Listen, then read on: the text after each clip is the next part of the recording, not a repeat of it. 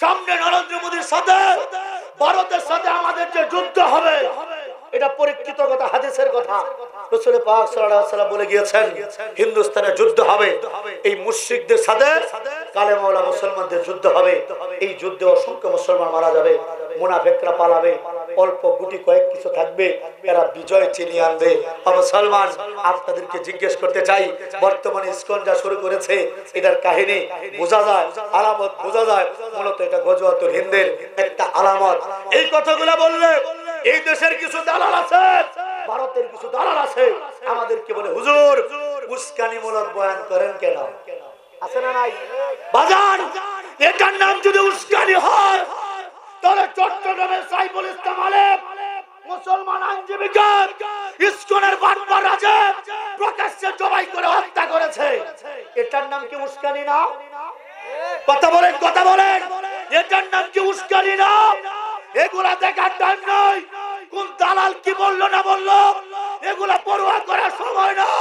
ও যুবক, তোমরা রেডি হও, তাবলীগের বাইরে তৈরি হও, সামনে গজওয়াতুল হিন্দ আসতেছে। আমরা প্রত্যেকটা মুসলমান এই যুদ্ধে অংশগ্রহণ করব। ইসকনিদেরকে দেশ থেকে তাড়ায়া আমরা ভারতবর্ষ আক্রমণ করব। নরেন্দ্র মোদীর গলাটা কাটবো ইনশাআল্লাহ। কারা কারা তৈয়ার? কারা কারা তৈয়ার?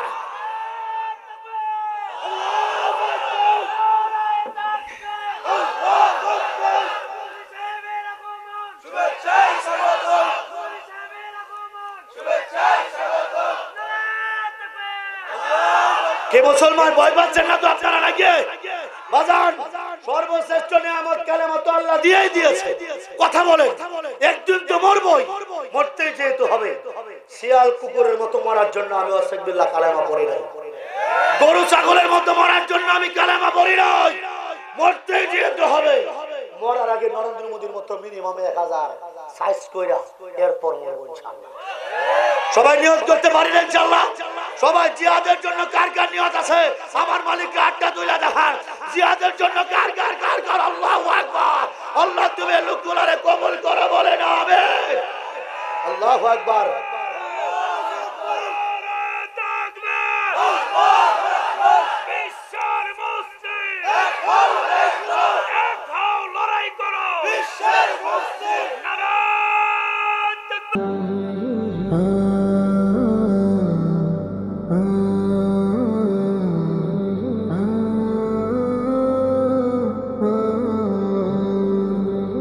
আমি যেখানে বয়ান শুনতে যাই, আপনারা শ্রোতা কম হলেও আমার হিন্দু দাদারা, দিদিরা, বৌদিরা, মাসিমারা আমার নাম শুনলে অনেকে দূর থেকে বয়ান শুনে। সেই হিসেবে আমি আপনাদেরকে আগে একটু বলে নেই, আমি মূলত একজন অমুসলিমদের দাওয়াতের কর্মী। আমি হিন্দু, বৌদ্ধ, খ্রিস্টান, অন্য ধর্মের যারা আছে আমি এদেরকে কালেমার দাওয়াত দিই। এবং ইতিমধ্যে আপনারা শুনেছেন প্রায় 396 জনের উপরে হিন্দু, বৌদ্ধ, খ্রিস্টান ভাই আমার কাছে কালেমা পড়ে মুসলমান হয়েছে। এরই ধারাবাহিকতায় আপনাদের এলাকাতেও আসা। তবে আমি যতটুকু খবর পাইছি, আমাদের গাজীপুরের হিন্দুদের মন খারাপ। কি খারাপ? মন খারাপ। বলতে পারেন কেন মন খারাপ? আপনারা আগে একা ছিলেন, এখন আমরা কিন্তু 3 ভাই মুসলমান। আমার নাম আসিফ বিল্লাহ নোমানী, আমার বড় ভাইয়ের নাম ইলিয়াস বিল্লাহ নোমানী, ওনার বড় জনের নাম সুলতান বিল্লাহ নোমানী। আমরা আগে ছিলাম একা। যখন আমি বিভিন্ন মন্দিরে গিয়ে দাওয়াত দিতাম, তখন আমাকেও মুসলিমরা কটূক্তি করতো। ব্রাহ্মণ ঠাকুর, ইসকনেরা বলতো, হুজুর আপনার ইসলাম ধর্ম যদি ভালোই হয়, আপনার আপন মানুষ কেন আসে না? এই দিন শেষ, আলহামদুলিল্লাহ। হেফাজতের মামলা জেলখানা থেকে বের হওয়ার কিছুদিন পরেই আমার 2 ভাই আলহামদুলিল্লাহ আমার কাছেই কালেমা পড়ে মুসলমান হয়েছে। এবং আমার দুঃখিনী মা, 80 বছরের বৃদ্ধা মা, উনি ছিলেন হিন্দুদের বৈষ্ণব সন্ন্যাসী। আলহামদুলিল্লাহ আমার দুঃখিনী মাও আমার হাতে হাত রেখেই কালেমা পড়ে মুসলমান হয়েছে। এখন আপনারা বলেন, এতে করে আপনারা খুশি না বেজার? যারা মুসলমান আছে এখানে আওয়ামী লীগ, বিএনপি, জামাত, শিবির, জাতীয় পার্টি, কওমি, আলিয়া, কিকুর, বীরের এই পরিচয় নয়। যারা কালেমা বিশ্বাস করে, আল্লাহকে মানে, তারা সবাই আমার কথা শুনে খুশি হয়। চিৎকার করে বলেন কথা ঠিক কিনা? কি আপনারা খুশি না বেজার? কিন্তু বাজার হিন্দুরা খুশি না, দাদারা খুশি না, দিদিরা খুশি না, তাদের খুব মন খারাপ। এর মধ্যে আরেকটা কারণে মন খারাপ, গত অক্টোবর মাসের 13 তারিখে হিন্দুদের 5 জন ভগবান মারা গেছে। কয়জন? জোরে বলেন না, কয়জন? এই এলাকায় কি কোনো যুবক আছে? যুবক তাগরা বাঘের মতো যুবকরা আছে নাকি? কম নাকি যুবক কম না বেশি? ও আশপাশে ঘোরাফেরা আসবে ধীরে ধীরে ইনশাআল্লাহ। আচ্ছা আপনারা বলেন তো হিন্দুদের কয়জন ভগবান মারা যাওয়ার কথা বলছি? কয়জন কয়জন কয়জন? না একটু জমাইতে হবে, ঠান্ডাটা দূর করতে হবে। আসলে একটু মিছিল করি। কয়জন? আর জোরে তালে তালে তাল মিলাইয়া জোরসে বলো।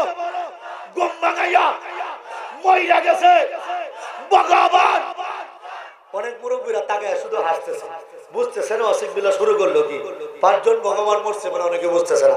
শুনেন, এই অক্টোবরের শুরুর দিকে 13 তারিখের আগে গাজীপুর গোটা বাংলাদেশ ভারত সহ একটা পূজা করছিল 10 হাতি দুর্গা। কি নামটা শুনছেন আপনারা? 10 হাতি দুর্গা।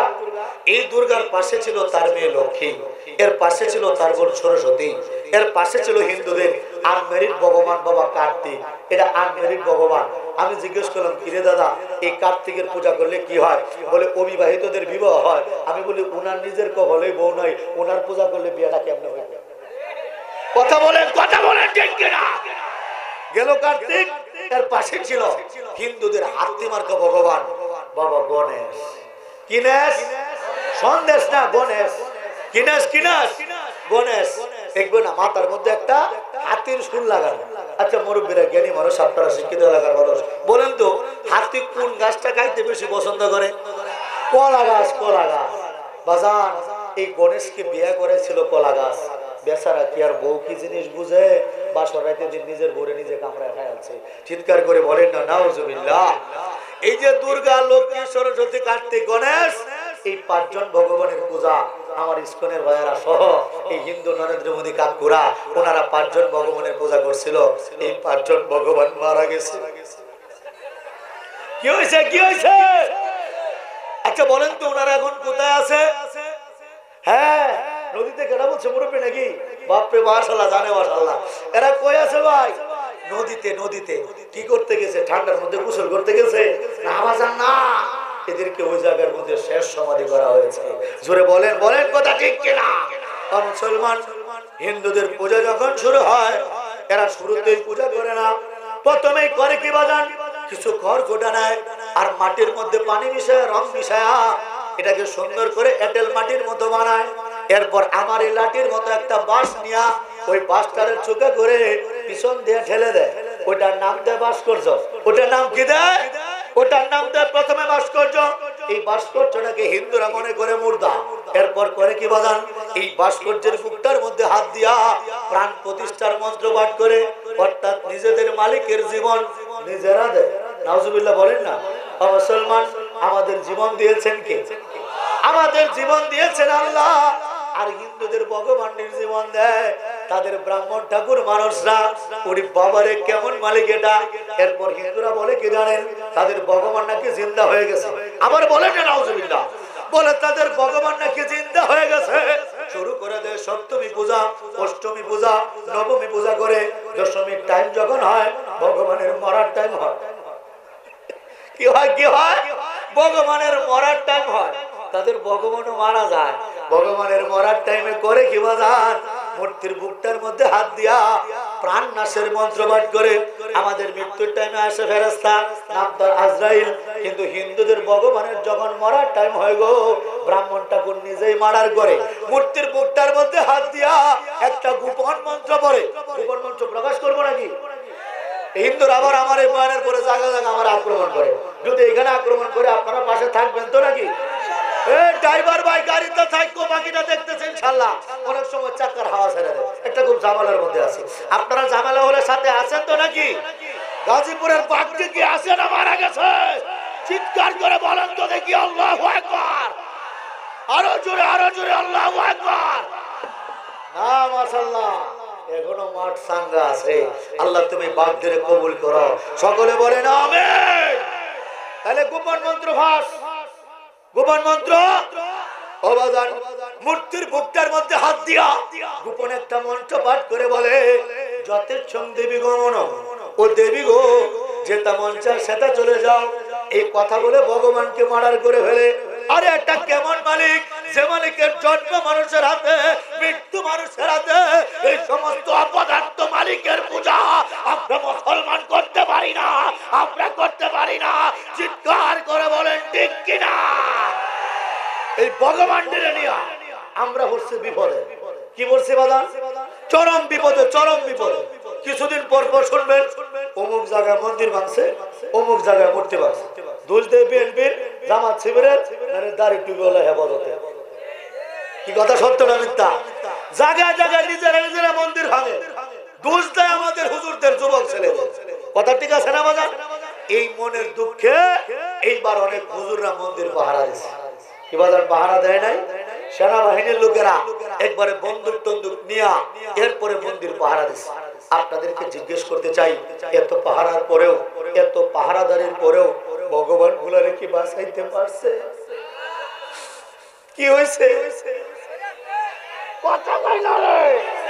কি হয়েছে? কি হয়েছে? ভগবান মারা গেছে। যদি আপনাদের বিশ্বাস না হয় নদীতে গিয়ে দেখে আসতে পারেন, এখনো ভগবানের কঙ্কালটি পাওয়া যাইতে পারে। কথা বলেন, কথা বলেন ঠিক কিনা?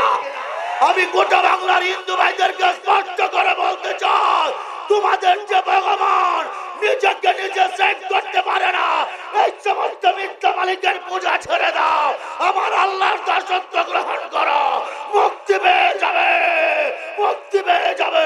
চিৎকার করে বলেন কথা ঠিক কিনা? আল্লাহর দরবারে শুকরিয়া আদায় করি যে মালিক আমাদেরকে এরকম মালিকের পূজা করার জন্য বানায় নাই। জোরে বলেন কথা ঠিক কিনা? মালিক আমাদেরকে মুসলমান বানায়া সুন্দর একটা পরিবেশে মুরব্বীদের সোহবতে বসাইছেন, এতে আপনারা খুশি না বেজার? জোরে বলেন না, জোরে বলেন না, খুশি না বেজার? তাহলে আবারও দিল থেকে চিৎকার দিয়ে বলেন আলহামদুলিল্লাহ। আল্লাহ রাব্বুল আলামিনের কোন নিয়ামত পাওয়ার পর বান্দা যখন সেই নিয়ামতের শুকরিয়া আদায় করে, আল্লাহ রাব্বুল আলামিন নিয়ামতকে আরো বাড়িয়ে দেয়। আর বান্দা যখন নিয়ামতের নাশুকরিয়া করে, তখন মালিক টাকলা মুরাদরে যেমনে সাইজ করছে এমনি দুইরা একটা একটা একটা সাইজ করে। কথাটা বুঝছেন কি আপনারা? টাকলা মুরাদের কথা কি ভুলে গেছেন নাকি আপনারা? মনে আছে না মুরাদের কথা? বলেন তো এর বাড়ি কোথায় ছিল? আরে বাবা, জামালপুর। জামালপুরের কোন থানা মনে আছে নাকি? সরিষাবাড়ি এলাকা। জামালপুর সরিষাবাড়ি এলাকায় টাকলা মুরাদ নামের এক বাবাজি ছিল। ওই বাবাজি এক পর্যায়ে ক্ষমতা পায় মন্ত্রী হয়েছে। যেভাবেই হোক আল্লাহ তাকে ক্ষমতা দেওয়ার পরে তার উচিত ছিল আল্লাহর দরবারে সারেন্ডার করা, মাথা নত করা। কথা বলেন ঠিক কিনা? না, বাবাজি মাথা নত করে নাই। পাওয়ার বেড়ে গিয়েছে, মাথাটা সিলায়া, আমরা বলি সিটু মাথা না, নেড়া মাথা হয়ে, টাকলা মাথা হয়ে মাথার মধ্যে সরিষার তেল মাখাইছে। মুরব্বীরা, সরিষার তেলের পাওয়ার আছে না নাই? সরিষার তেল মাখায়া বাবার শরীরের পাওয়ার তো আরো বেড়ে গিয়েছে। মাইক্রোফোনটা হাতে নিয়ে বলতেছে, রাষ্ট্র ধর্ম ইসলাম রাখবো না। পাড়ার হু পাড়া, মনে হয় রাষ্ট্র তার বাপের একলা। কথা বলেন না কেন মুসলমান? আরে এই মুসলমান, 30 লক্ষ মুসলমানের রক্তের বিনিময়ে এ দেশটা স্বাধীন করা হয়েছে। এ দেশের ইঞ্চি ইঞ্চি মাটির ভিতরে আমার মুসলমানের রক্ত মাখা। এই মুসলমানের রক্ত মাখা বাংলা থেকে যদি কেউ ইসলামটাকে নিশ্চিহ্ন করতে চায়, আমরা এদেরকে চেষ্টা করবো ইনশাআল্লাহ। কারা কারা তৈয়ার? কারা কারা তৈয়ার?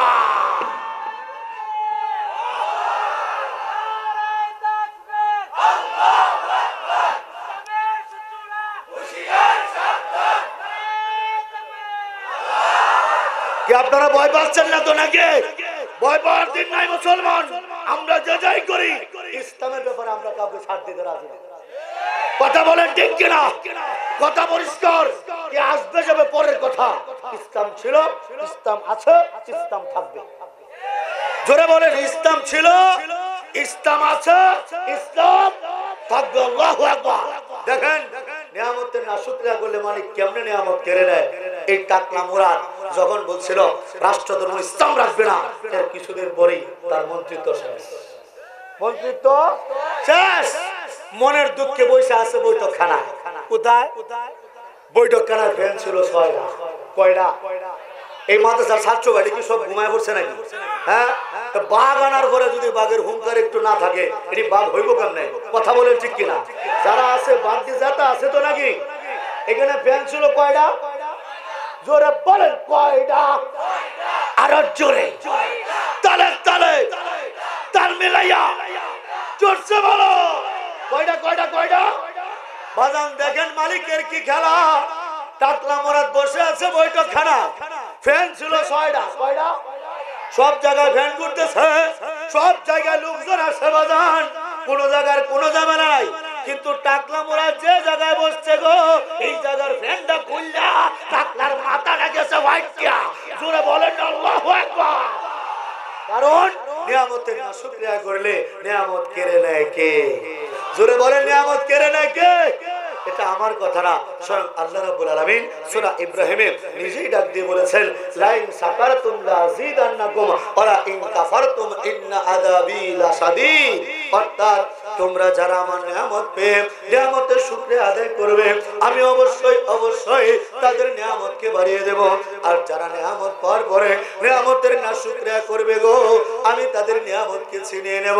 শুধু ছিনিয়ে নেব তাই নয়, জেনে রেখো আমার শাস্তি অত্যন্ত কঠিন। ও মুসলমান ভাইরা আমার, মহান আল্লাহ রাব্বুল আলামিন মধ্যে আমাদের অসংখ্য অগণিত নিয়ামতের সাগরের মধ্যে ডুবিয়ে রেখেছেন। এর মধ্যে বাবাজি সবচেয়ে দামি নিয়ামত, সবচেয়ে মূল্যবান নিয়ামত, এটা হলো কালেমার নিয়ামত, ঈমানের দৌলত।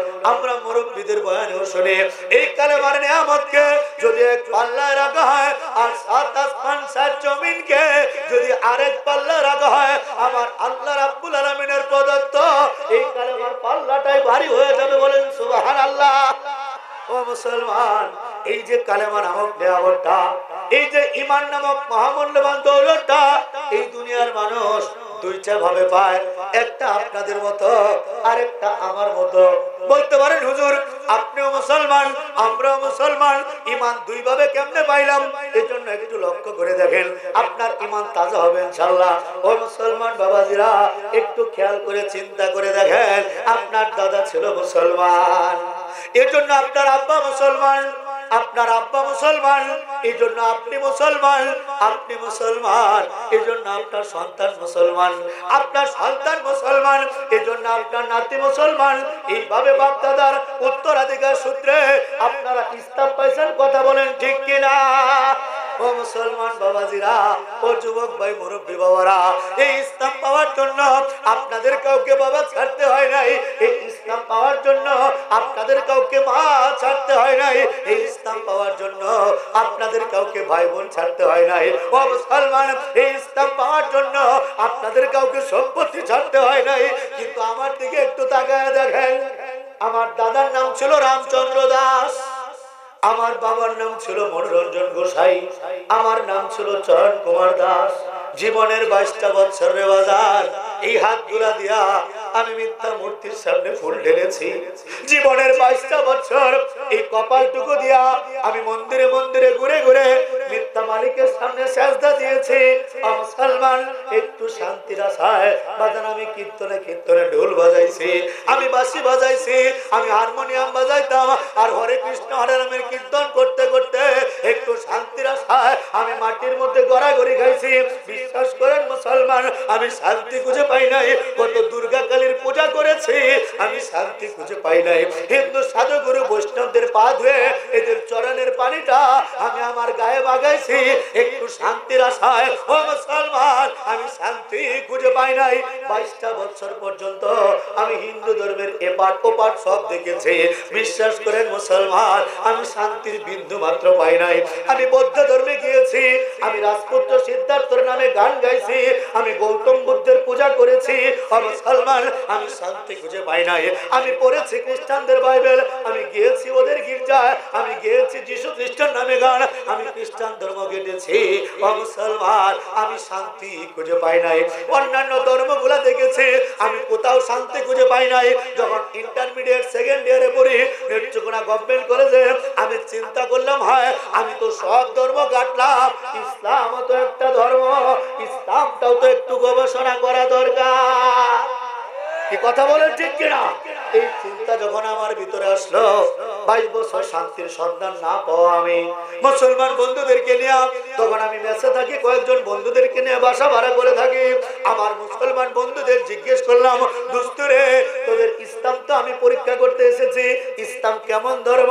প্রথমে মুসলমান যুবকরা আমাকে বলতেছে ইসলাম হলো শান্তির ধর্ম। ইসলাম কিসের ধর্ম? শান্তির ধর্ম ইসলাম। আমি বলি হায়, আমি তো এটা সন্ধানী করেছি 22টা বছর, কিন্তু আমি মুখের কথা বিশ্বাস করি না, আমি দেখতে চাই ইসলামে শান্তি আছে না নাই। যখন এই সিদ্ধান্তটা নিয়েছি তখন রমজান মাস চলতেছে। কোন মাস? রমজান মাস। বলি তাহলে আমাকে যদি পরীক্ষা করতে হয়, ইসলামের ভিতরে প্রবেশ করতে হবে। এখন প্রথমে আসছে রমজান, এটা ইসলামের রোজা রাখা, এটা দ্বিতীয় ফরজ একটা বিষয়। কথা বলেন ঠিক কিনা? তো আমি চিন্তা করলাম রোজা রাখতে আমাকে কি করতে হবে, ওদেরকে জিজ্ঞেস করলাম। ওরা বলল সেহরি খাইতে হবে, সারাদিন না খেয়ে থাকতে হবে। আমি বলি আজীব ব্যাপার, আমি তো জীবনভর দেখলাম সব ধর্ম ঘাটলাম, সব ধর্মের মানুষ শুধু খাওয়ার মধ্যে সুখ পায়। হিন্দু ব্রাহ্মণ ঠাকুরা শুধু খায়, নিরামিষের কথা বলে পাটার মাথা খায়। ইসকনের চিন্ময় দাসারা নিরামিষের কথা বলে মন্দিরে মন্দিরে চিকেন খায়। আমি দেখছি খ্রিস্টানরা, এই ফাদাররা, এরা সব শুধু বাইরে খায়, মানুষ মানুষের সম্পদ মেরে খায়, বোনের হোক মেরে খায়, ঘুষ খায়, সুদ খায়। এই দুনিয়ার মানুষগুলা খাওয়ার মধ্যে সুখ পায়। আর ইসলাম এটা কেমন ধর্ম? রমজানে না খেয়ে থাকতে হয়, না খাইলে কি হবে? বলে এই রমজান মাসে দিনের বেলা না খাইলে সুখ পাওয়া যায়। জোরে বলেন না সুবহানাল্লাহ। আমি বলি আজীব ধর্ম ইসলাম। সব ধর্মের মানুষ খাওয়ার মধ্যে সুখ পায়, গোটা পৃথিবীর মানুষগুলা খাওয়ার মধ্যে সুখ খুঁজতেছে। আর ইসলাম এটা এমন একটা ধর্ম, আজকে মুসলমানরা বলতেছে রোজার মধ্যে দিনের বেলা না খাইলে সুখ। আমি অবাক হইলাম, কিরে এলাকার চেয়ারম্যান, মেম্বার, এমপি সাহেব, কোটি কোটি টাকার মালিক, বড় বড় ব্যবসায়ী, বড় বড় কৃষক, না এরা খায় না, দিনের বেলা খায় না। আমি বলি কিরে এরা তো অভাবে পড়ে এমন করে না, নিশ্চয়ই ভিতরে কিছু আছে। জিজ্ঞেস করলাম দোস্তরে, ও মুসলমান ভাইয়েরা, এই রোজা রাখলে কেমন সুখ পাওয়া যায়? আমাকে বলতেছে এটা যে রোজা রাখে না তাকে বোঝানো সম্ভব না। কি কথা কি ঠিক আছে নাকি বাজার মুসলমান ভাইয়েরা? এলাকায় কি রোজাদার আছেন নাকি? রোজা রাখেন কারা কারা? একটু হাতটা তোলেন না। আল্লাহু আকবার, আল্লাহু আকবার। আল্লাহ তুমি এই রোজাদারদেরকে কবুল করো। জোরে বলেন আমিন। আল্লাহু আকবার। ও মুসলমান, যখন মুসলমান ভাইদের কাছ থেকে জানতে পারলাম যদি শান্তি পেতে হয়, এই রোজার ফজিলত বুঝতে হয়, রোজা রাখার শান্তি বুঝতে হয়, তাহলে রোজা রাখতে হবে। আমি বললাম আচ্ছা ঠিক আছে, আমি রোজা রাখবো। রোজা তখন কিন্তু আমি হিন্দু মানুষ, হিন্দু মানুষ নিয়ত করছে রোজা রাখবো। মুসলমান, ইসলাম যে কেমন ধর্ম আজকে বুঝতে পারবেন ইনশাআল্লাহ। যদি আপনি বুঝতে পারেন, আশা করতেছি ঈমান তাজা হবে, ঈমান বেড়ে যাবে। মুসলমান, আমি হিন্দু থাকা অবস্থায় রোজা রাখার নিয়ত করলাম, রোজা রাখলাম সেহরি খায়া। আল্লাহু আকবার। সকালবেলা তো পেটে ভাত থাকে, সেহরির খাবারটা কিছুটা থাকে। বিশ্বাস করেন দুপুর যখন হয়েছে দেখি আমার পেটের ভাত তো হজম হয়ে গেছে, আমার তো খিদা লেগে পড়ছে। জীবনে তো রোজা রাখা অবস্থায় হিন্দু মানুষ রোজা রাখছি। বাজান, আমি দুপুরটা আমি খেয়াল করলাম, চোখটা বন্ধ করে চিন্তা করলাম আচ্ছা আমার পেটে তো ক্ষুধা, বুঝতে পারলাম অন্তরের কি খবর। আমি অন্তরের দিকে তাকায় দেখি যতই ক্ষুধা বাড়তেছে ততই শান্তি বাড়তেছে, যতই ক্ষুধা বাড়তেছে ততই শান্তি বাড়তেছে, যতই ক্ষুধা বাড়তেছে ততই শান্তি বাড়তেছে। চিৎকার করে বলেন না সুবহানাল্লাহ। মুসলমান, আমি অবাক হয়ে গেলাম, ইসলামের রোজার মধ্যে এটা কি এমন তৃপ্তি দেখেন না? রমজান মাসে দিনের বেলা খাইলে কোনো শান্তি নাই। কি কথা বলেন ঠিক কিনা? যদি কোনো কারণে অসুস্থ রোজাটা ভেঙে যায়, কোনো কারণে শরীরের ঠান্ডা পায় কেউ রোজা না রাখতে পারে, কেমন কষ্ট লাগে বলেন তো রোজাদার ভাইরা? মারাত্মক কষ্ট লাগে। রোজা না রাখলে দিনের বেলা খাইলে কোনো মজা লাগে না। যে যুবক গুলো দেখছি নামাজের কোনো দাঁড় ধারে না, দাড়ির দাঁড় ধারে না, কাপড় চোপড়ে ঠিক নাই, এই যুবক গুলো রোজা রাখে। আমাদের 7, 8, 9, 10 বছরের ছোট বাচ্চা গুলাও অনেক সময় আবদার করে রোজা রেখে বলে 17-18টা। কি কথা ঠিক আছে না বাজার? আল্লাহু আকবার। শান্তি যদি নাই পাইতো কেমনে রাখতো? আমার মা তখন হিন্দু, বিকাল বেলা আমারে ফোন দেয় বলে বাবা তুই তো হিন্দুর বাচ্চা, তুই রোজা রেখে তোর লাভটা কি? আমি বলি মা গো, আমি লাভ করতে কিচ্ছু বুঝি না, তবে এইটুকু বুঝতে পেরেছি মা, রোজা রাখার পরে আমার অন্তরটা ঠান্ডা হয়ে গিয়েছে। মুসলমান, আমার মার আগে ফোনটা কেটে দেয়। সন্ধ্যার টাইমে ইফতারির টাইম হয় বাজান, ইফতারির টাইমে আমি আরো অবাক হয়ে যাই। বলতে পারেন কেন? ইফতারির টাইমে বাজান সুন্দর করে জাল মুড়ি মাখাইছি, মুড়ি দিয়া সরিষার তেল চানাচুর দিয়া ছোলা বুট পেঁয়াজ দিয়া ধনে পাতা কুচি কুচি করে একটা তরবারি ভর্তা সমুখ দিয়া বাসায় গিয়ে খাই। আল্লাহু আকবার। ও মুসলমান, সুন্দর করে কাঁচা মরিচ ধনে পাতা আদা কাইটা একটা জাল মুড়ি মাখাইলে বাজান ধনে পাতার গানটা মজা লাগে না? মজা লাগে না? আল্লাহু আকবার। বিশেষ করে আমরা গ্রামের মানুষ মুড়ির মধ্যে ইফতারের খুব মজা পাই। আল্লাহু আকবার। সুন্দর করে মুড়ি মাখাইলাম রে বাবা। ও বাজান, এরপরে সুন্দর করে খেজুর গুলা ধুয়ে রাখলাম, রুয়াবজা দিয়া লেবু দিয়া চমৎকার করে আমি শরবত বানাইছি, ফলমূল কেটে রাখছি। আজীব ব্যাপার, আজীব ব্যাপার। 4-5 জন মুসলমান বন্ধুরা আমরা গুল হয়ে বসছি, মা সামনে মাঝখানে আমাদের খাবার, পেটের মধ্যে প্রচন্ড ক্ষুধা, কিন্তু কেউ খায় না। কেউ কেউ আমি অবাক হলাম, কিরে তোরা কি পাগল নাকি? বলে কেন দোস্ত কি হয়েছে? আমি বলি সব কিছু রেডি, খাবার প্রস্তুত, পেটে ক্ষুধা, কাজটা কারণটা কি? বলে হুকুম নাই। কি নাই? কি নাই? বলে হুকুম নাই। আমি বলি হুকুম মানে কেমনে হুকুম হবে? বলে আজান করলে হুকুম হবে। আমি বলি হায় হায়, তাই সেহরির টাইমে তো সর্বনাশ করলাম। বললে কি করলি? আমি তো সেহরির টাইমে আজান করলে খাওয়া বন্ধ করে দিলাম। বলে এটাই তো নিয়ম, সেহরির যখন টাইম তখন আজান করলে খাওয়া বন্ধ করতে হয়, আর ইফতারির যখন সময় গো তখন আজান করলে খাওয়া শুরু করতে হয়। আমি বলি উল্টা পাল্টার কারণ কি? বলে এর মাধ্যমে আমাদের আল্লাহ তার মালিকের দাসত্ব আমরা ঠিক মতো পালন করি কিনা গোলামের গোলামি পরীক্ষা করতেছে, গোলামের গোলামি পরীক্ষা করতেছে। জোরে সরে বলেন না সুবহানাল্লাহ, আল্লাহু আকবার। কারণ আমার আল্লাহর কাছে আমি খায়া রইলাম না না খায়া রইলাম এটা মূলত মুখ্য বিষয় না, আমার মালিকের মুখ্য বিষয় আমি মালিকের হুকুম পালন করি কিনা। আমার মালিক এই যে আমরা কোরবানি করি বাজান, এই কোরবানির রক্ত গোশতগুলা আমার আল্লাহর কাছে পৌঁছায় না, আমার আল্লাহর কাছে পৌঁছায় আমাদের সহি নিয়ত ইখলাস। চিৎকার করে বলেন না সুবহানাল্লাহ। ও মুসলমান বাবাজিরা আমার আল্লাহ এই ইফতারির টাইমে আজানের মাধ্যমে খাওয়ার হুকুম দিয়েছে, আর সেহরির টাইমে আজানের মাধ্যমে খাওয়া বন্ধের হুকুম দিয়েছে। এর দ্বারা আমার মালিক এটাই বুঝাইছে এই খাবারের কোনো ক্ষমতা নাই, ক্ষমতার মালিক আমার আল্লাহ, ক্ষমতার মালিক আমার, ক্ষমতার মালিক আমার। আপনারা কি বলেন, খাবারের কোনো ক্ষমতা আছে? জোরে বলেন, খাবারের কোনো ক্ষমতা আছে? একটা উদাহরণ দিলে বুঝবেন। মনে করেন এক দাদা আর এক নাতি দুইজনে খাইতে বসছে। কি দিয়ে খাইতেছে? রুই মাছ দিয়ে। তার ছেলে রুই মাছ নিয়ে আসছে, পুত্রবধূ রান্না করছে, দাদা আর নাতি বসা খাওয়া দাওয়া করতেছে। কি মুরব্বী, আপনার নাতি আছে নাকি? নাতি আর দাদা একসাথে খান না? মনে করেন দাদা আর নাতি খাইতে বসছে, মুরগি দিয়ে খাইতেছে, গরু দিয়ে খাইতেছে, এরকম দাদা নাতি একসাথে খায় না? একই রান্নাঘরের খাবার, একই পাতিলের খাবার, দাদাও খাইতেছে নাতিও খাইতেছে। দেখেন খাবারের যে কোনো ক্ষমতা নাই। একই খাবার খাওয়ার ফলে দাদা দিন দিন আরো বুড়া হইতেছে, আর নাতি দিন দিন তাজা হইতেছে। দাদা বুড়া হয়, নাতি তাজা হয়। একই খাবার খায়া একজন মৃত্যুর দিকে যায়, আর একজন তাজা হইতে থাকে। চিৎকার করে বলেন না সুবহানাল্লাহ, আরো জোরে বলেন সুবহানাল্লাহ। যেই খাবারে বাঁচাও তুমি, মারতে পারো তাতে নেই ক্ষমতা কোনো কিছুর, সবই তোমার হাতে। যেই খাবারে বাঁচাও তুমি, মারতে পারো তাতে নেই ক্ষমতা কোনো কিছুর, সবই তোমার হাতে। মালিক তুমি, গোলাম আমি, মালিক তুমি, গোলাম আমি, এই তো পরিচয়। আল্লাহ তোমার সৃষ্টি জোরে মিষ্টি বাতাস বয়, আল্লাহ তোমার সৃষ্টি জোরে মিষ্টি বাতাস বয়। প্রশংসা গায় শুধুই তোমার, প্রশংসা গায় শুধুই তোমার, তুমি যে দয়াময়।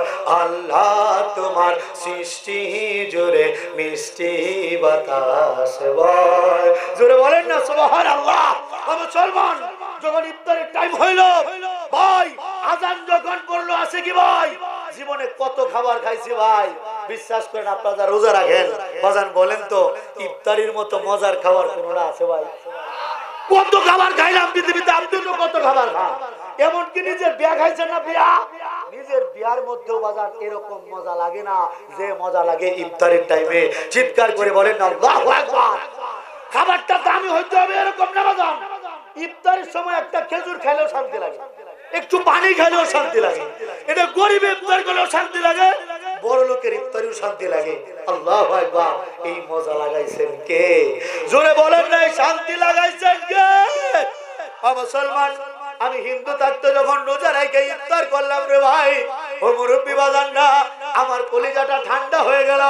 আমি তারাবির টাইমে মুসলমান বন্ধুদের জিজ্ঞেস করলাম, দোস্ত রে, আমি 22টা বছর পরে একটু শান্তি পাইলাম রোজা রাখা, এখন তোরা আমাকে বল রোজার আগে ফরজ কোনটা? বলে রোজার আগে নামাজ। রোজার আগে, রোজার আগে। আমি বলি ঠিক আছে, রোজা রাখলে যদি এত সুখ পাওয়া যায়, নামাজ পড়লে না জানি কত সুখ, না জানি কত শান্তি। এটা আমি বলতেছি, তখন কিন্তু আমি হিন্দু, নাম চয়ন কুমার দাস। মুসলমান বাবাজিরা, আমি নিয়ত করলাম আমি নামাজ পড়বো। মুসলমান বন্ধুদেরকে নিয়ে বাজার আমি গিয়েছিলাম মসজিদে নামাজ পড়ার জন্য। আজকে দেখতেছেন আশিকি ভাইয়ের দাওয়াতে আমি আসছি, মাথার মধ্যে পাগড়ি, আমার গায়ে লম্বা জামা, আমার মুখে দাড়ি। মুসলমান, এমন একটা সময় ছিল বাজান, আমি মসজিদে গিয়েছিলাম নামাজ পড়ার জন্য, আমি মসজিদের ভিতরে ঢুকতে পারি নাই। এই মুসলমানরা আমাকে মসজিদের গেট থেকে দূর দূর করে বের করে দিয়েছে। মুসলমান, ওরা আমাকে বলেছে, তুমি তো হিন্দুর বাচ্চা, তুমি তো নাপাক, তুমি মসজিদের ভিতর ঢুকতে পারবে না। মুসলমান, আমার কলিজাটা সেদিন ফেটে গিয়েছিল। সব মুসলমান বন্ধুরা তারা মসজিদের ভিতরে ঢুকছে, আমি মসজিদের ভিতর ঢুকতে পারি নাই। আমি মসজিদের বাইরে দাঁড়াইছিলাম, আমি কি করব দিশেহারা হয়েছিলাম। ও মুসলমান, তাকে দেখি মসজিদের সামনে 4-5টা কলা গাছ, এই কলা গাছের আড়ালে গিয়া লুকাইলাম। আমি নামাজ পড়া দেখতে চাই, আমি তেলাওয়াত শুনতে চাই, কলা গাছের আড়ালে লুকায় রইলাম। এই যে মহামূল্যবান হাফেজ সাহেবরা আজকে পাঠিয়ে দিল, আল্লাহু আকবার, আল্লাহ তাদের কবুল করেন, বলেন আমিন। মুসলমান, হাফেজ সাহেবরা যখন মসজিদে গিয়া তারাবির নামাজে তেলাওয়াত করা শুরু করলো, আল্লাহু আকবার, তেলাওয়াতের আওয়াজটা আমার কানের মধ্যে আসতেছে, আর আমার দিলের ভিতরে শান্তি বাড়তেছে, কানের মধ্যে আসতেছে, আমার দিলের ভিতরে শান্তি লাগতেছে। ও মুসলমান, যখন এই মুসলমান বন্ধুরা এরা সেজদার মধ্যে লুটায় পড়ে, আমি তখন ঠিক থাকতে পারি না, দুটো চোখের পানি ছেড়ে দিয়ে আমি আল্লাহর দরবারে কেঁদে কেঁদে বলেছিলাম, ওগো আমার আল্লাহ, তুমি কেন আমার হিন্দুর ঘরে পাঠাইলা? ও আমার আল্লাহ, আমার যদি হিন্দুর ঘরে না পাঠায়া এই মুসলমানের ঘরে পাঠাইতা, আমিও তো তোমার কুদরতি পায়ের মধ্যে সেজদা দিতে পারতাম, নবীর নামে দুরূদ পড়তে পারতাম। ও মুসলমান, এই আফসোসটুকু ছিল দিলের ভিতরে, কিন্তু বিশ্বাস করেন আজকে শত শত মানুষ আমার এই হাতে কালেমা পড়তেছে। ও ভাই, কালেমা যে পড়া যায় আমি এটাই জানতাম না। আমি মনে করেছিলাম শুধু নবীজির সময়ে কালেমা পড়া যাইতো, এখনো যে কালেমা পড়া যায় আমি এই জিনিসটা বুঝতাম না। ও মুসলমান, আমি আফসোস করে মুসলমানদের বলেছি, দোস্তরে, যদি আখির জামানার পয়গম্বর তাজেদারে মদিনা দুজাহানের সর্দার যদি নবীজি দুনিয়াতে থাকতেন, আমি তোদের সবাইকে ছেড়ে দিয়ে একটা দৌড় দিয়ে গিয়ে নবীজির হাতে হাত রেখে কালেমা পড়ে মুসলমান হয়ে যেতাম। জোরে বলেন আল্লাহু আকবার। মুসলমান, যেদিন আমি দোয়া করেছিলাম সেদিন আপনারা কেউ ছিলেন না, আপনারা আমাকে চিনতেনই না ভাই, আমার নামটাও জানতেন না। ওই দিন আমি ছিলাম কলা গাছের আড়ালে, মুসলমানরা ছিল নামাজে, আমার বাবা মা হিন্দুরা, এরা হয়তো কোনো কীর্তনে কীর্তন করতেছে, আমি কলা গাছের আড়ালে অন্ধকার রাতে একা আল্লাহকে ডেকেছিলাম, চোখের পানি ছেড়েছিলাম। আমি কখনো কল্পনা করি নাই আমার আল্লাহ আমার দোয়াটুকু কবুল করে ফেলবে, কারণ ওই সময় ওই জায়গায় আর কেউ ছিল না। আমার কথা শুনেছেন একমাত্র কে? জোরে বলেন, শুনেছেন একমাত্র কে? আমার আল্লাহ বাজান এই দোয়াটুকু কবুল করে ফেলেছিলেন। আল্লাহু আকবার। 2012 সালের এপ্রিল মাসের 4 তারিখ দিবাগত রাত্র, তখন ময়মনসিংহ আনন্দমোহন কলেজে আমি অনার্স প্রথম বর্ষের ছাত্র। ও মুসলমান, আমি রওনা করেছি কক্সবাজার যাব। বাসটা যখন কুমিল্লা পার হইল, রাত্র 2টা 2:30টার দিকে হঠাৎ করে আমার গায়ের মধ্যে একটা বাতাস লাগে। বাতাস, এমন আরামের বাতাস আমি জীবনে আগে পরে কোনোদিন পাই নাই। এই বাতাসটা আমার গায়ে লাগার সাথে সাথে আমি বাসের মধ্যে ঘুমায় পড়ছি, আর ঘুমের মধ্যে আমার দয়ার সাগর আল্লাহ আমি অধমকে কালেমা পড়ার ইঙ্গিত প্রদান করেছেন।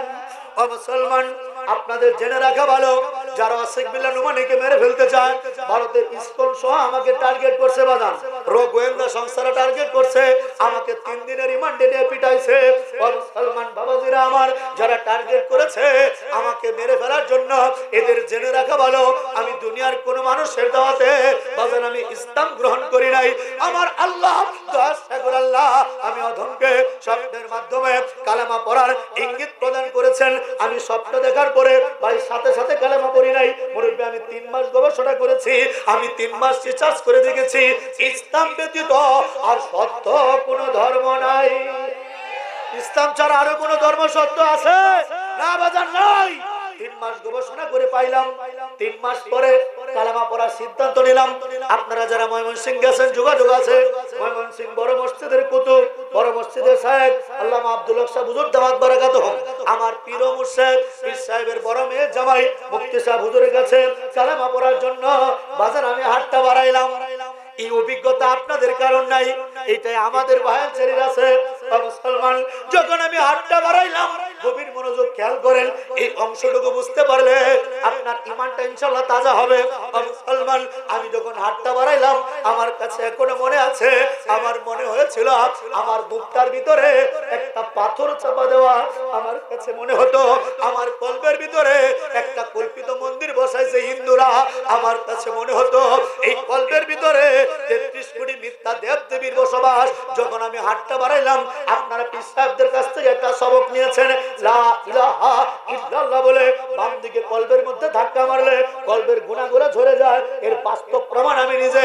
যখন লা ইলাহা ইল্লাল্লাহ বলে বাম দিকে কলবের মধ্যে ধাক্কা মারলাম, আল্লাহু আকবার বলেন না মুসলমান, বাম দিকে কলবের মধ্যে যখন ধাক্কা মারলাম, ধাক্কা দেওয়ার সাথে সাথে আমার কাছে মনে হয়েছে আমার বুকের পাথরটা এটা ভেঙে গিয়েছে।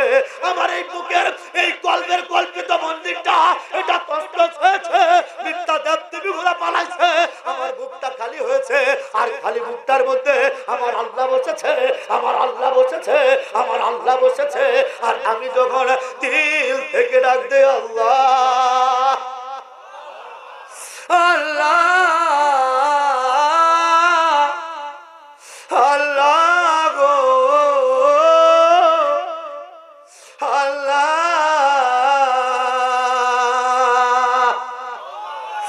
মালিক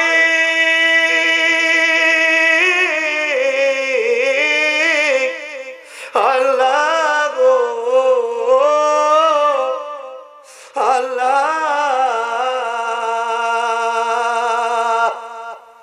মাওলা গো, তোমাকে আল্লাহ বলে ডাকার মধ্যে এত সুখ গো মাওলা, তোমাকে আল্লাহ বলে ডাকার মধ্যে এত শান্তি গো মাওলা, তোমাকে আল্লাহ বলে ডাকার মধ্যে এত তৃপ্তি গো মাওলা। ও মুসলমান, জীবন ভর বাবাকে বাবা বলে ডাকলাম, জীবন ভর মাকে মা বলে ডাকলাম, জীবন ভর ভাই বোনদেরকে দাদা দিদি বলে ডাকলাম, জীবন ভর দুর্গা দুর্গা কালী কৃষ্ণের কীর্তন করলাম, কিন্তু কই আপনার আল্লাহকে যে আল্লাহ বলে ডাক্তার দেন, এই ডাক্তার মধ্যে যে সুখ, এই ডাক্তার মধ্যে যে শান্তি, এই তামাম পৃথিবী বিক্রি করলেও এই সুখ খুঁজে পাওয়া যাবে না। চিৎকার করে বলেন ঠিক কিনা? মুসলমান, আল্লাহকে আল্লাহ বলে ডাকার কারণে আমি আমার বাবা হারাইলাম। আমার 85 বছরের বৃদ্ধ বাবা, আমার বুড়া বাবা আমার চোখের সামনে মারা গেল। ও মুসলমান, একটা বারের জন্য আমার বাবার রাস্তা হিন্দুরা আমাকে স্পর্শ করতে দেয় নাই। এই শীতের রাত্রিতে কনকনে ঠান্ডার মধ্যে নদীর তীরে আমার বুড়া বাবা ডারে আমার চোখের সামনে পুড়িয়ে ছাই করে দিয়েছে। মুসলমান, একটা বারের জন্য বাবার লাশটা আমাকে স্পর্শ করতে দেয় নাই। আল্লাহকে আল্লাহ বলে ডাকার কারণে 12 বছর মা ছাড়া ছিলাম। আল্লাহকে আল্লাহ বলে ডাকার কারণে রক্তের ভাই হারিয়েছিলাম, বোন হারাইছি, আত্মীয় স্বজন হারাইছি। আমার সয় সম্পত্তি থেকে মেরে দূর দূর করে বাড়ি থেকে বের করে দিয়েছে। আমি বলি আমার আফসোস নাই। বিশ্বাস করেন মুসলমান, ইসলাম গ্রহণের পরও বাজান জীবনে অনেক দিন না খেয়েছিলাম, আমি পথে পথে ঘুরেছি, কষ্ট করেছি, কিন্তু দিলের ভিতরে শান্তি ছিল। আমার দিলের ভিতরে শত কষ্টের পরেও আমার আল্লাহ ঢেলে দিয়েছিলেন। ওয়াসিক বিল্লাহ রে, কে বলেছ তোর কেউ নাই? তুই তো আল্লাহ পেয়েছিস, নবী পেয়েছিস, ইসলাম পেয়েছিস, ঈমান পেয়েছিস। আরেকজন ঈমানদারের জন্য তার আল্লাহই যথেষ্ট। নাই বা পেলাম অর্থ করি, নাই বা পেলাম ঘর, নাই বা পেলাম সুখের দেখা, হোক না আপন পর। নাই বা পেলাম অর্থ করি, নাই বা পেলাম ঘর, নাই বা পেলাম সুখের দেখা, হোক না আপন পর। তবু দুঃখ বাবার নাগাল কভু পাবে না হৃদয়। সব হারালে তাও করি না নিঃস্ব হবার ভয়। আমি মুসলমান, আমার দন হলো ঈমান, ঈমানে নূরের রৌশনীতে দীপ্ত আমার প্রাণ। আমি মুসলমান, আমার দন হলো ঈমান, ঈমানে নূরের রৌশনীতে দীপ্ত আমার প্রাণ। আল্লাহু আকবার। মুসলমান, আমি ঈমান পাইছি, ঈমান, আমি কালেমা পেয়েছি। এর চাইতে দামি কোনো জিনিস এই পৃথিবীতে নাই। বলেন না, কালেমার চাইতে দামি কোনো জিনিস আছে মুসলমান? মনে করেন গোটা পৃথিবী এক পাশে আর কালেমা এক পাশে, এই কালেমার দাম এই গোটা পৃথিবী বিক্রি করলেও হবে। কথা বলেন, কথা বলেন, হবে হবে হবে। আচ্ছা, একটু গভীর চিন্তা করে আমাকে বলেন তো, যদি আমার আল্লাহ আমাকে কালেমা না দিত, যদি আপনাদের মতো মুসলমান আমাকে না বানাইতো, এই ভালোবাসার মানুষগুলোর সাথে আমার জীবনেও দেখা হইতো না। কি কথা বলেন, ঠিক কিনা? এই যে ইসমতুল্লাহ আছে কি ভাই, কলিজার টুকরা ভাইয়ের মতো, আপন ভাইয়ের চাইতে বেশি ভালোবাসে আমার সালমান। যদি আমার আল্লাহ আমাকে কালেমা না দিত, আমাকে উনি জীবনে দাওয়াত দিত, চিনতই না, আমার নামটাই জানতো না। আজকে আপনাদের মাহফিলে বয়ান করতেছি, হয়তো কোনো কীর্তনে ঘুরতাম, নাচানাচি করতাম, ঢোল বাজাইতাম। আমার আল্লাহ আমাকে কালেমা দিয়া আপনাদের মধ্যে এনে দিয়েছেন, ইসলাম দিয়েছেন মুসলমান। আর যে মুসলমান সবার শেষেও জান্নাতে যাবে, এই দুনিয়ার 10 দুনিয়ার সমান একটা জান্নাত। জোরে বলেন না সুবহানাল্লাহ। আমার মা আমাকে বলতো হিন্দু থাকতে, বাবা ইসলাম তো গ্রহণ করেছিস, মুসলমান তো হয়েছিস, মুসলমান হয়ে লাভটা কি? বলি কেন মা, কি সমস্যা? বলে কত মুসলমান নামাজ পড়ে না, রোজা রাখে না, দাড়ি রাখে না, সুদ খায়, ঘুষ খায়, জিনা ব্যভিচার করে, গান বাজনা করে, মদ খায়, গাঞ্জা খায়, খারাপ কাজ করতেছে, মার্ডার করে, মুসলমানের লাভটা কি? আমি বলি মা গো, তোমার কথা সত্য, অস্বীকার করতেছে না, তবে এর পরেও লাভ আছে। বলে এর পরেও কি লাভ? বলে মুসলমান যত খারাপই হোক, কোটি কোটি গুনাহ যদি মুসলমান করে, এরপরে একদিন না একদিন প্রত্যেকটা মুসলমান জান্নাতে যাবে। জোরে বলেন না সুবহানাল্লাহ। আমার গায়ে যে ময়লা জামা, এটা ময়লা হলে কি করি? সাবান দিয়ে পরিষ্কার করে আবার গায়ে দিই। মুসলমান যত গুনাহগারী হোক, একটা ময়লা জামা যেমন সাবান দিয়ে পরিষ্কার করে আবার গায়ে দেয়, মুসলমান আল্লাহ না করেন যদি জাহান্নামেও যায়, জাহান্নাম কেটে হলেও একদিন না একদিন জান্নাতে প্রবেশ করবে। চিৎকার করে বলেন না সুবহানাল্লাহ। তবে মুসলমান মনে রাখতে হবে, এটার জন্য যে জিনিসটা প্রয়োজন, ঈমানের হেফাজত। কিসের হেফাজত? ঈমানের হেফাজত। কিন্তু আজকে গোটা বাংলা সহ গোটা পৃথিবীর মধ্যে ঈমান চোরেরা খেলা করতেছে, ঈমান চোরেরা টার্গেট করতেছে একে একে মুসলমানদেরকে কিভাবে ঈমান হারা করা যায়। মুসলমান এই মরণ খেলায় মেতেছে। আমার পার্শ্ববর্তী দেশ ভারত ঈমানদারদের ঈমান নিয়ে ছিনিমিনি খেলতেছে, আর এদের ছিনিমিনির একটা অংশ হিসেবে এই দেশে টার্গেট করেছে ইসকনের বাটপাররা। কথা বলেন ঠিক কিনা? আজকে আমার মতো হিন্দুর বাচ্চারা বাবা ছেড়ে, মা ছেড়ে, ভাই বোন ছেড়ে, সহায় সম্পত্তি ছেড়ে পথের ভিখারি হয়ে আমরা আজকে ইসলাম প্রচার করি, কিন্তু অনেক মুসলমানের বাচ্চা বাংলাদেশে বসবাস করেও ভারতের দালালি করে। কথা বলেন আছে না নাই? মুসলমান খুব ভয়ঙ্কর অবস্থা। আমরা ঈমান পায়া খুশি, শুকরিয়া আদায় করি। ঈমান পায়া খুশি হলে মৃত্যুর সময় ঈমান নসিব হবে, কিন্তু ঈমান পায়া যারা খুশি না, মুসলমান হয়েও যারা খুশি না, হিন্দু ভক্ত খ্রিস্টানের যারা দালালি করে, এদের কিন্তু মরার সময় ঈমান নসিব নাও হতে পারে। চিৎকার করে বলেন কথা ঠিক কিনা? এজন্য মুসলমান ঈমানের দাবিতে আপনাদেরকে বলি, এই দেশে যে সমস্ত ঈমান চোরেরা কাজ করতেছে, আমাদের সব মুসলমানকে এক হয়ে এদের প্রতিহত করার দরকার আছে না নাই? কথা বলেন, কথা বলেন, দরকার আছে না নাই? এজন্য সব মুসলমানকে এক হইতে হবে, কোনো ভেদাভেদ রাখতে হবে না। বিশেষ করে বর্তমানে এক মরণ খেলা শুরু হয়েছে, আওয়ামী লীগ বিএনপির মারামারি। কেন রে ভাই? আওয়ামী লীগেরাও তো আমাদের মুসলমান ভাই, বিএনপিরাও তো আমাদের মুসলমান ভাই। সমস্যা ছিল হাসিনারে নিয়া, হাসিনা তো পালাইছে, বাকি যারা আছে আওয়ামী লীগের ভাইরা এরা তো হাসিনার দালাল না। যদি দালাল থাকতো এরা তো হাসিনার সাথে পালাইতো। এরা দেশের মধ্যে আছে, এরা আমাদের তাবলীগের ভাই, এরা আমাদের মসজিদের মুসল্লি, এরা আমাদের ভাই। চিৎকার করে বলেন কথা ঠিক কিনা? আমরা এদেরকে দূরে ঠেলে দিলে এরা তো হিন্দুদের সাথে গিয়ে মিশবে, আমরা এদেরকে পর করে দিলে এরা তো বাতিলের সাথে গিয়ে মিশবে। না, এদেরকে দূরে ঠেলা যাবে না। এখন দলাদলি করার টাইম নয়, এখন পৃথক থাকার সময় না। মুসলমান এখন আমাদেরকে হাতে হাত রাখতে হবে বাতিলের বিরুদ্ধে যুদ্ধ করার জন্য। চিৎকার করে বলেন কথা ঠিক কিনা? এই জন্য যদি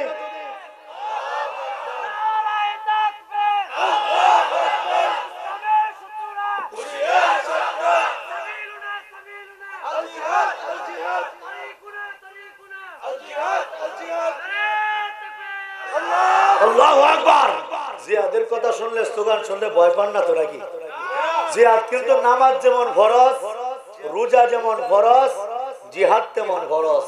জিহাদের কথা শুনলে তাদের জবানে তালা লেগে যায় যারা মুনাফিক। চিৎকার করে বলেন কথা ঠিক কিনা?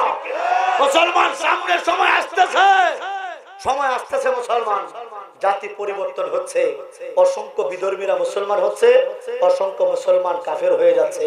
জাতি পরিবর্তন কেন হচ্ছে? মুসলমান যে কাজ করার আপনার কথা, সেই কাজ যদি আপনি না করেন, জাতি আল্লাহ পরিবর্তন করবে। আমি যে মাইক দিয়ে কথা বলতেছি, এই মাইকটার পাওয়ার যদি নষ্ট হয়ে যায়, আমার মাইকের ভাই এই মাইকটা পাল্টায়া এই জায়গায় নতুন মাইক দিবে। কথা বলেন ঠিক কিনা? আমার মাথার উপর যে লাইটটা জ্বলতেছে, লাইট যদি ফিউজ হয়ে যায়, নষ্ট হয়ে যায়, এই লাইটটা পাল্টে আলোর জন্য নতুন লাইট আনা হবে। আমার গায়ে জামা যদি নষ্ট হয়ে যায়, এটা পাল্টায় নতুন জামা আনা হবে। ঠিক অনুরূপ ভাবে মুসলমান যদি তার দায়িত্ব পালন না করে, সৎ কাজের আদেশ না করে, অসৎ কাজের নিষেধ না করে, মুসলমান মরার আগে ঈমান হারাবে। আর আমার মতো বিধর্মীর বাচ্চারা মুসলমান হয়ে আল্লাহ তাদের দিয়ে ইসলামের কাজ করাবে। এটা কোরআনের কথা। চিৎকার করে বলেন কথা ঠিক কিনা?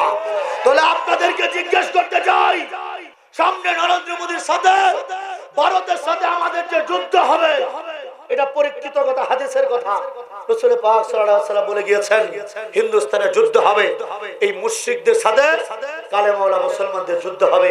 এই যুদ্ধে অসংখ্য মুসলমান মারা যাবে, মুনাফিকরা পালাবে, অল্প গুটি কয়েক কিছু থাকবে, এরা বিজয় চিনিয়ে আনবে। মুসলমান আপনাদেরকে জিজ্ঞেস করতে চাই, বর্তমানে ইসকন যা শুরু করেছে, এটার কাহিনী বোঝা যায়, আলামত বোঝা যায়, মূলত এটা গজওয়াতুল হিন্দের একটা আলামত। এই কথাগুলো বললে এই দেশের কিছু দালাল আছে, ভারতের কিছু দালাল আছে, আমাদেরকে বলে হুজুর উস্কানিমূলক বয়ান করেন কেন? আছে না নাই? বাজান, এটার নাম যদি উস্কানি হয়, তাহলে চট্টগ্রামের সাইফুল ইসলাম আলেম মুসলমান আইনজীবীকে ইসকনের বাটপার রাজে প্রকাশ্যে জবাই করে হত্যা করেছে। এটার নাম কি উস্কানি না? কথা বলেন, কথা বলেন, এটার নাম কি উস্কানি না? এগুলা দেখার টাইম নয়, কোন দালাল কি বললো না বললো এগুলা পরোয়া করার সময় না। ও যুবক, তোমরা রেডি হও, তাবলীগের বাইরে তৈরি হও, সামনে গজওয়াতুল হিন্দ আসতেছে। আমরা প্রত্যেকটা মুসলমান এই যুদ্ধে অংশগ্রহণ করব। ইসকনিদেরকে দেশ থেকে তাড়ায়া আমরা ভারতবর্ষ আক্রমণ করব। নরেন্দ্র মোদীর গলাটা কাটবো ইনশাআল্লাহ। কারা কারা তৈয়ার? কারা কারা তৈয়ার?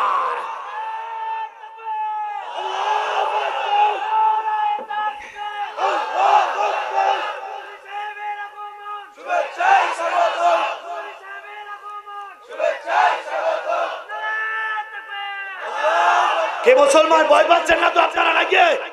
বাজান, সর্বশ্রেষ্ঠ নিয়ামত কালেমা তো আল্লাহ দিয়েই দিয়েছে। কথা বলেন, একদিন তো মরবই, মরতেই যেহেতু হবে। শিয়াল কুকুরের মতো মরার জন্য আমি আস্তাগফিরুল্লাহ কালেমা পড়ি নাই, গরু ছাগলের মতো মরার জন্য আমি কালেমা পড়ি নাই। মরতেই যেহেতু হবে, মরার আগে নরেন্দ্র মোদীর মতো মিনিমাম 1000 সাইজ কইরা এরপর মরব ইনশাআল্লাহ। সবাই নিয়ত করতে পারেন ইনশাআল্লাহ। সবাই জিহাদের জন্য কার কার নিয়ত আছে? আমার মালিককে হাতটা তুলে দেখান। জিহাদের জন্য কার কার কার কার? আল্লাহু আকবার। আল্লাহ তুমি লোকগুলোরে কবুল করো, বলেন আমিন। আল্লাহু আকবার।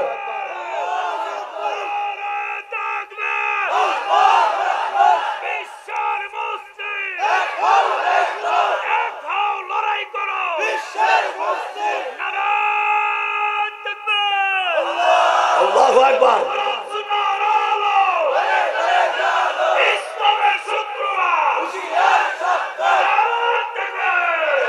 আল্লাহু আকবার। আপনাদের ভিতরে একটা সমীকরণের সমস্যা আছে। কি সমস্যা? শেষ কথা বলতেছি ভাই। সমীকরণ হলো আমরা বাংলাদেশে আছি কত কোটি মানুষ? 18 কোটি না? 18 কোটি। এর মধ্যে মুসলমান ধরেন মনে করেন 16 কোটি, 2 কোটি বাদ দিলাম। এই 16 কোটির মধ্যে ভারতের দালালও আছে কিছু, আরো 2 কোটি বাদ দিলাম, 14 কোটি। আন্ডা বাচ্চা সহ মহিলা সহ আরো কিছু বাদ দিলাম, 8 কোটি। সব মিলায় যুদ্ধে যাওয়ার মতো 8 কোটি। এর মধ্যে মুনাফিক বেরিয়ে পড়বো 4 কোটি। ঠিক আছে না বাজান? দরকার নেই ফজরের সময় বোঝা যায়, ফজরের নামাজের সময় কিন্তু বোঝা যায়। যে সমস্ত মুসলমান ফজরের নামাজ পড়ে না, এটি মুনাফিকের আলামত। কঠিন কথা বলে গেলাম আজকে, কঠিন কথা। ধরেন ঘুরায় ফেরা 2 কোটি আছে। কয় কোটি? 2 কোটি আছে। এই 2 কোটি মুসলমান, অপর দিকে ভারতের হিন্দু আছে 100 কোটি। কত কোটি? 100 কোটির বিপরীতে আমরা মাত্র 2 কোটি। এটা কেমনে সম্ভব? এটার জন্য অনেকের মাথা ঘুরে। এই সমীকরণ সহজে মিলাই দেয়। মনে করেন আপনাদের গাজীপুরে ছাগল আছে 2 লাখ। কয় লাখ? আর ইসমতুল্লাহ আসিকের মতো বাঘ আছে একটা। একদিকে 2 লক্ষ ছাগল দাঁড়াবে আর বাঘ দাঁড়াবে একদিকে। এখন আপনারা বলেন জয় কার হবে? আর একটা হুঙ্কার চাললে দোলাস গুটিয়া পালাবে। চিৎকার করে বলেন কথা ঠিক কিনা? অনুরূপ ভাবে নরেন্দ্র মোদী হইল গরুর মুতখুর, আর আমরা হইলাম গরুর গুস্তুখুর। যারা গরুর মুত খায়, গোবর খায়, আর আমরা গরুর গুস্তু খাই। পাওয়ারটা বুঝতে হবে না? কি পাওয়ারটা বুঝতে হবে না? হিন্দুরা মিনিমাম 2 থেকে 3 কোটি এক পাশে, শাহজালাল সাপরানের মতো, আল্লাহর ওলির মতো, মামুনুল হক সাহেবের মতো একজন যথেষ্ট। চিৎকার করে বলেন আল্লাহু আকবার। আরো জোরে বলেন আল্লাহু আকবার।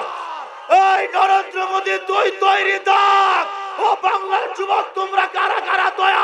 মাথার মধ্যে কাপড়ের কাপড় বেঁধে আমরা ভারতবর্ষ আক্রমণ করে এই গরুর মুতখুরদেরকে সাহায্য করার জন্য, যার কাছে যা কিছু আছে তাই নিয়ে ময়দানে নামার জন্য, ভারত আক্রমণ করার জন্য কারা তৈরি?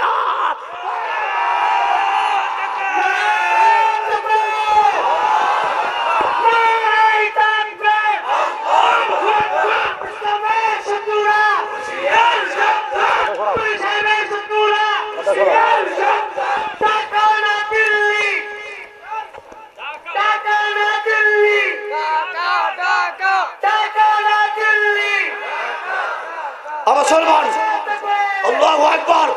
কথা পরিষ্কার বুঝেন। ইসকনের 2 গালে, মোদির 2 গালে নারা তাকবীর, আল্লাহু আকবার। এই সাহসী বাপগুলোকে আল্লাহ কবুল করেন। যতদিন বাঁচবো বাঘের মতো বাঁচবো, মরার আগে 2-4 বছর খায়া মরবো ইনশাআল্লাহ। আল্লাহ তাআলা কবুল করেন। আল্লাহু আকবার। দেন সেটা দেন একটু বসে। বয়ান শেষ, বাকি আপনারা কি চলে যাবেন না আমারে নিয়ে যাবেন ইনশাআল্লাহ? আল্লাহু আকবার। এত সাহস! লোক অল্প হলে কি হবে? সব বাঘ। জোরে বলেন না আল্লাহু আকবার। আরো জোরে আল্লাহু আকবার। বাজান, জিহাদের প্রস্তুতির জন্য এই সমস্ত মাদ্রাসাগুলোর দরকার আছে না নাই? কথা বলেন আছে না নাই? এই দিনে প্রতিষ্ঠান নবীর ঘরের জন্য বাজান সর্বশেষ আপনাদের কাছে চাওয়া, আমি একটা দোয়া আপনাদের জন্য, বিশেষ একটা দোয়া করব। এই দোয়াটা করেছিলাম আমার ইমিডিয়েট বড় ভাইয়ের জন্য। আমার ভাই, ওনার জন্য দোয়া করছিলাম, আল্লাহ আমার বাইরে এমন কিছু দেখাও যাতে আমার ভাই কালামা পড়ে। আমার ভাইজান স্বয়ং নবীজির স্বপ্ন দেখা হুজুর পাক সাল্লাল্লাহু আলাইহি ওয়াসাল্লামের হাতে হাত রেখা নবীর হাতে কালামা পড়ে মুসলমান হয়ে গিয়েছে। জোরে বলেন না সুবহানাল্লাহ।